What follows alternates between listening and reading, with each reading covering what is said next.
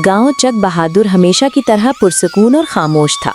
कच्चे घर, मिट्टी के सहन, बैलगाड़ियां और हरे भरे खेत, ये सब मिलकर एक हसीन मंजर पेश करते थे।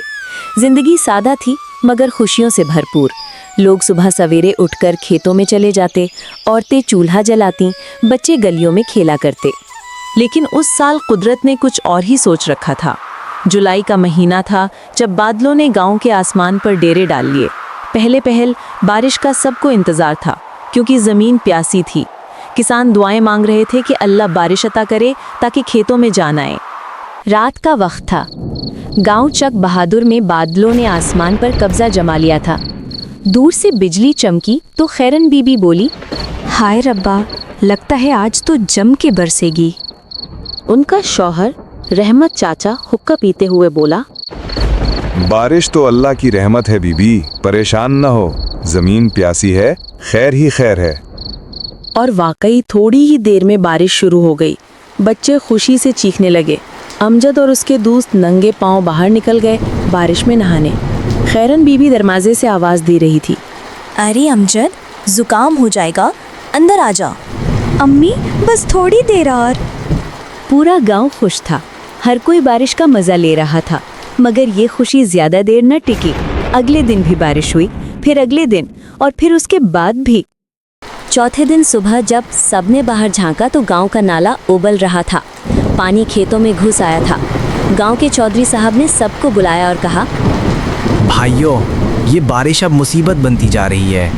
नाला भर गया तो गांव डूब जाएगा। रहमत चाचा ने परेशान चेहरे से कहा, चौधरी साहब, मेरे कच्चे घर की दीवार तो कल ही झुकने लगी थी, अगर बारिश न रुकी तो सब गया। इसी दौरान बिजली की जोरदार गरज हुई। औरतें या अल्लाह खैर कहती हुई अपने बच्चों को सीने से चिमटाने लगी। रात को हालात और ख़राब हो गए। तेज़ हवा, मुसलसल बारिश और अंधेरा।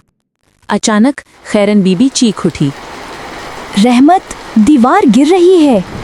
दीवार गिरते ही मिट्टी का बादल उठा। रहमत चचा ने जल्दी से अपनी बूढ़ी माँ को कमर पर डाला और अमजद को पुकारते हुए बोला, बेटा, दुपट्टा पकड़, अम्मा को लेकर बाहर निकल। घर ढह गया, सामान बह गया। सब रोते चीखते स्कूल की इमारत की तरफ दौड़े, जहाँ इमाम साहब ने ऐलान किया था, जो जिस हाल में है मस्जिद या स्कूल में आ जाए, अल्लाह सबको पनाह दे।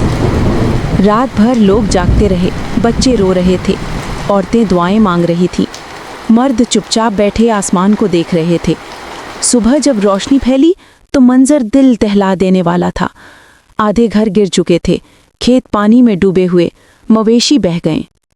अब्बा, हमारा घर सब गया। रहमत चाचा ने आंखों से आंसू पूंछे और कहा, हाँ बेटा, सब गया, मगर हम जिंदा हैं, और जब जान है तो जहान है। फिर पूरा गांव एक हो गया। सबने मिलकर टूटी छतें बनाई, लकड़ियां जोड़ें, खाने का थोड़ा बहुत बंदोबस्त किया। औरतों ने आटा जमा करके सबके लिए रोटी बनाई।